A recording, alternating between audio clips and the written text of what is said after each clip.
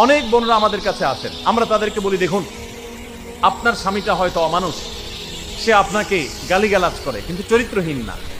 অনেকের স্বামীটা খুব ভদ্র কিন্তু চরিত্রহীন, ব্যবহার ভালো করে চরিত্রহীন, তাদের কষ্ট আপনার চাইতে কম না। অনেকের স্বামী খুব ভদ্র কিন্তু বেকার, 2 পয়সা কামাই করতে পারে না, সারাদিন ঘরে বসে বসে খায় আর শ্বশুরবাড়ি থেকে যৌতুক নেয় না খায়, নিশ্চয় আপনি তার থেকে ভালো আছেন।